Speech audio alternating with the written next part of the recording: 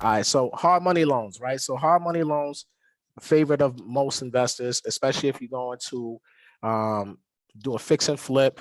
You want to buy foreclosed property that's a multifamily, but you want to hold it in the long run. You want to go the hard money route. This is the way to get the quickest, cheapest, fastest money. If you're buying at an auction, if you're buying, at one of those properties, if they say all cash, typically hard money is allowed. So you have very flexible times with this. Oh, let me get back to conventional real quick. Closing time. Closing time with conventional loans are going to be around 30 to 60 days, just depending on the lender also. And that's very important if you're in a competitive um, bidding war on a property.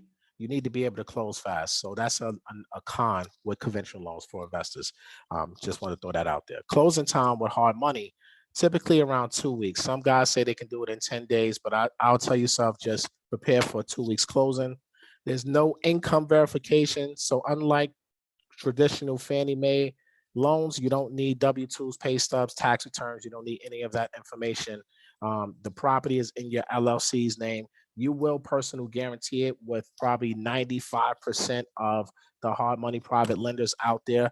They will take a look at your credit score. That's why they need a minimum of 620 to 660. Just depends on who you're going to. Some people are still at 620. Some people want the highest score. It just all depends on who you're talking to. But you don't need no income documentation. All right. Minimum down payment, depending on experience, will be anywhere right now from 15 to 30%.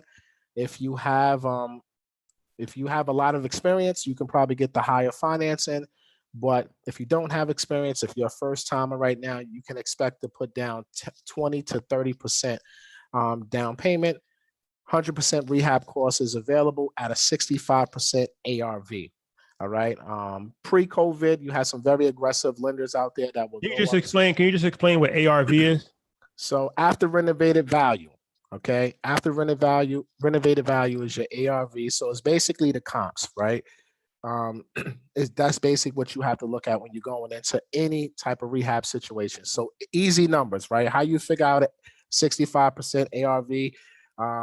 Say you got $50,000 acquisition price, $15,000 in repairs at 65,000 total between rehab and acquisition.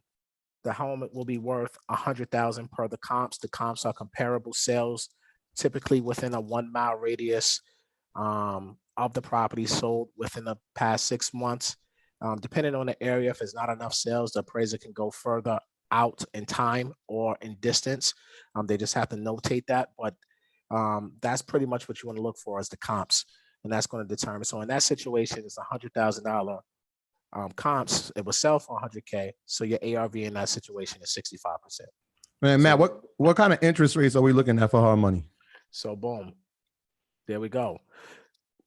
Interest rates are going to be somewhere in that right now 9 to 15% range, depending on who you talk to, your relationships, new or seasoned investor. The guys who've been out here consistently doing numbers, they're still getting that 9 to 10% with the more favorable terms right now. The people who are new are getting the 13 to 14% and the 25 to 30% down payment. So it's just all depends on where you are in life. But again, a lot of them are starting to, as America's starting to reopen, construction starting, people are starting to loosen that up. So from what I'm hearing, by mid-summer, beginning August, somewhere around there, the requirements for down payment should go back up if things keep moving the way they're going right now. Gotcha. All right. So 1 to 4 family investment properties only. You can't buy your primary residence and get a hard money loan. It's only investment properties. Some hard money lenders are requiring reserves anywhere from 3 to 6 months. But again, depending on your relationships and who you are, you probably don't need no reserves. And that's one good thing, not to cut you off, Matt, but not to cut you off, but I'm gonna cut you off. But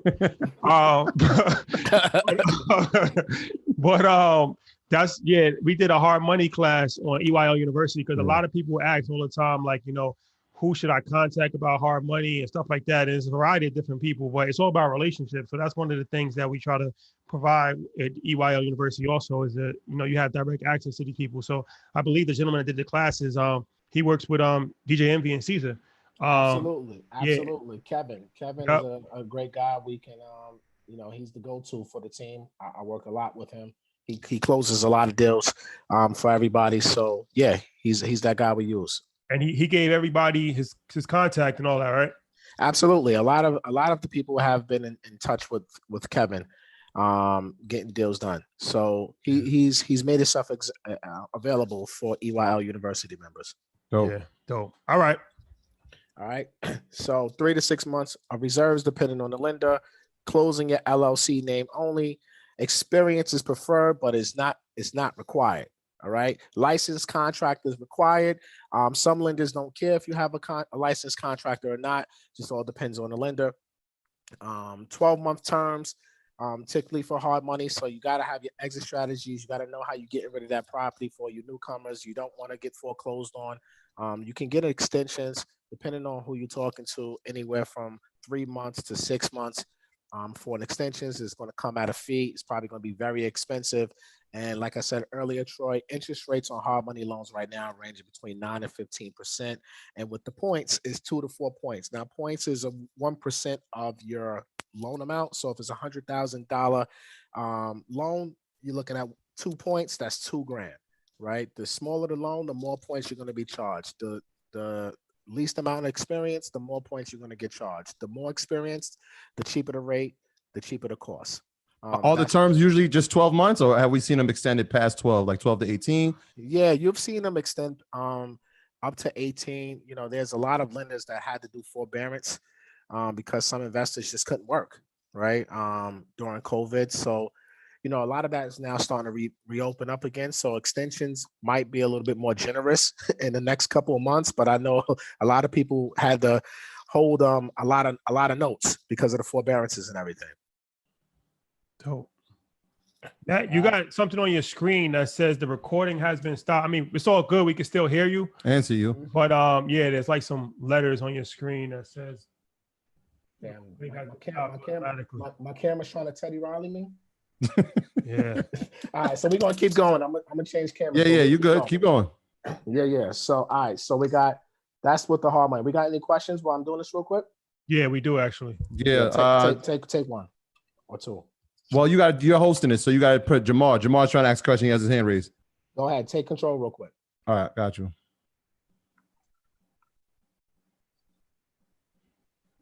Jamal, we coming to you. Unmute yourself. You've been unmuted.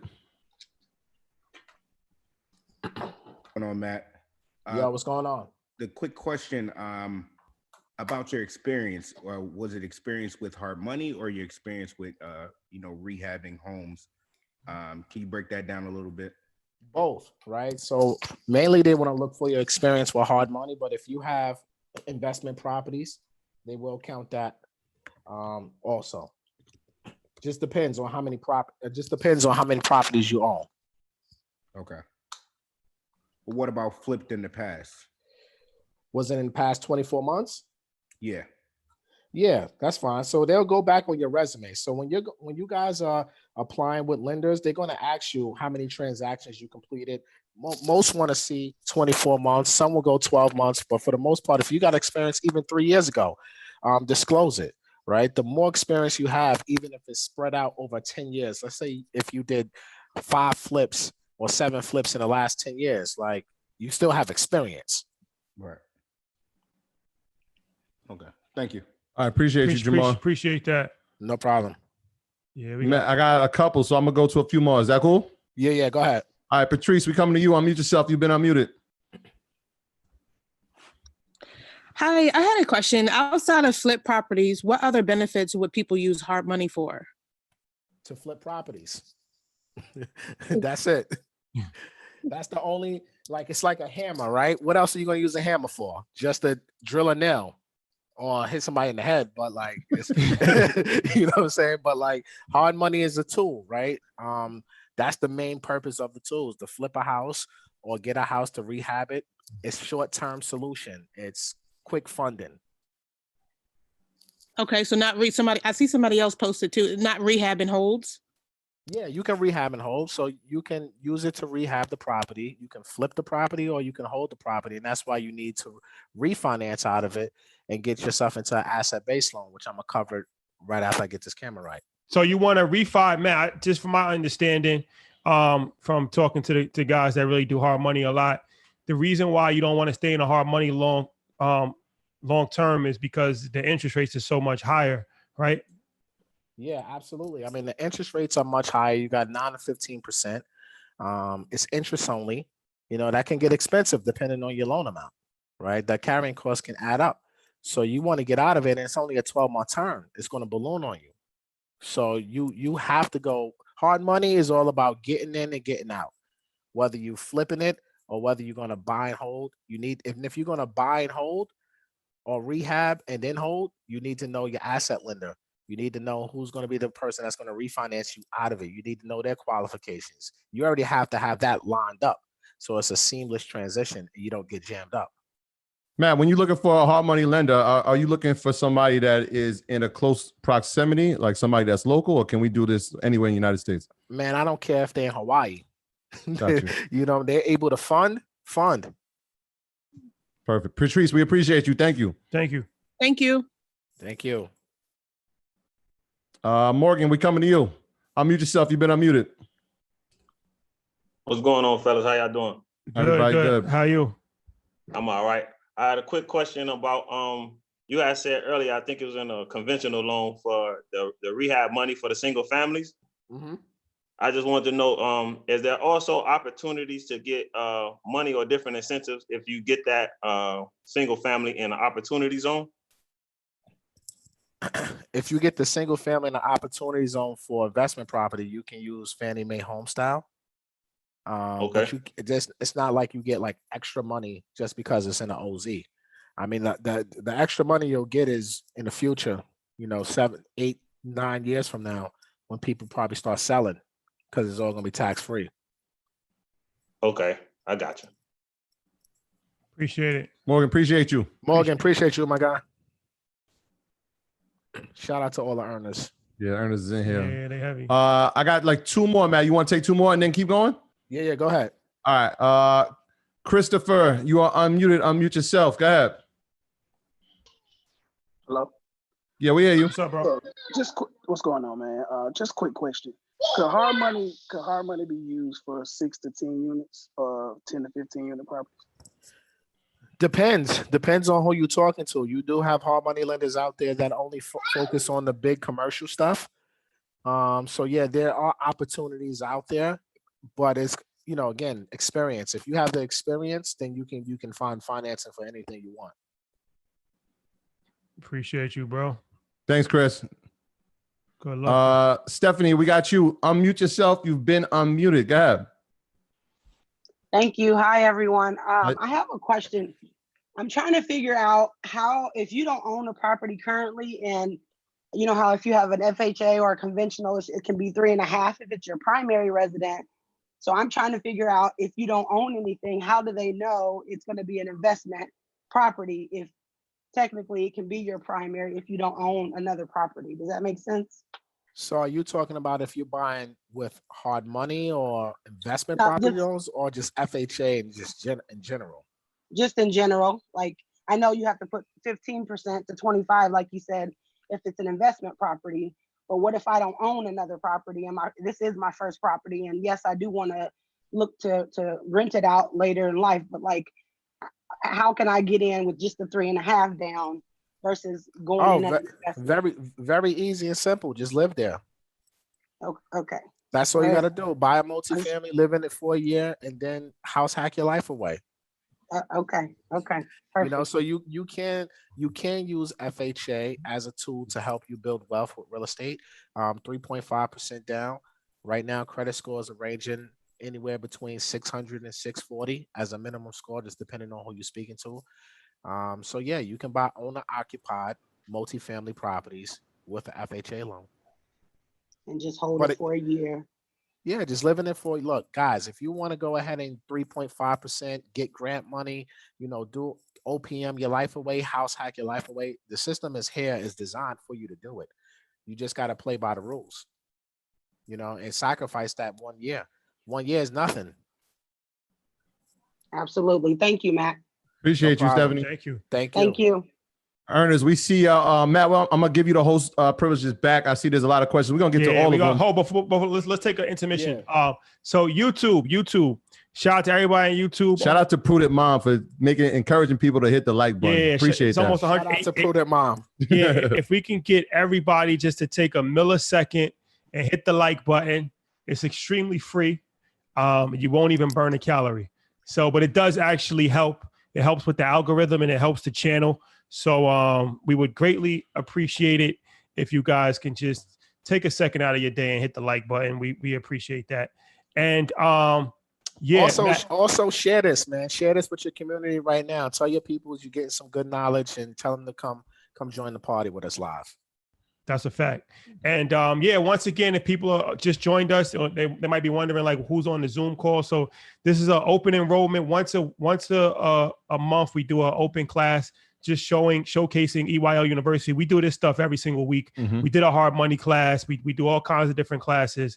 And if you're interested in joining EYL University, you get access to 70 past webinars, weekly webinars, access to our private investment group on Facebook, access to the book and movie club, and then Matt does a bi-weekly real estate session with the group. So I see people that are asking questions like this. What about NACA? What about Sony Main? We actually have classes. No, we have a class on everything. We have all of those. We got a class on NACA. You got to be part of this. We got a class on hard money. We got a class on Section 8.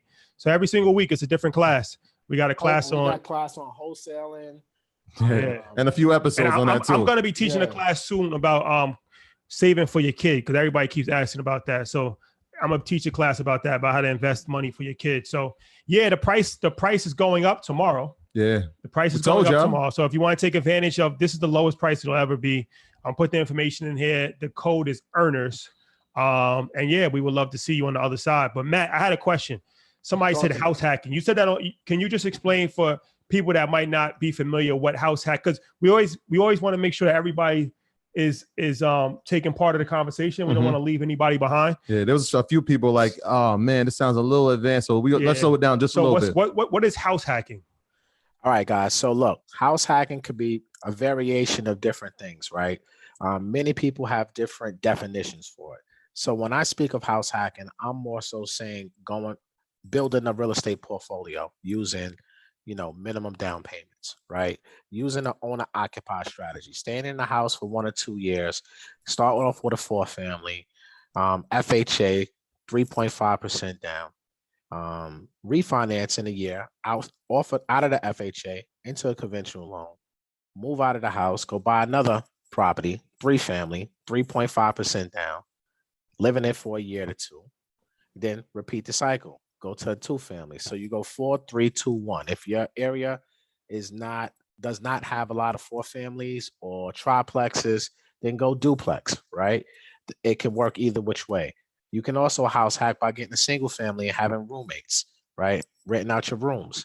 I know folks who live in the basement and Airbnb their homes, right? There's many different ways to house hack to live for free. You just have to pick a strategy that works best for you.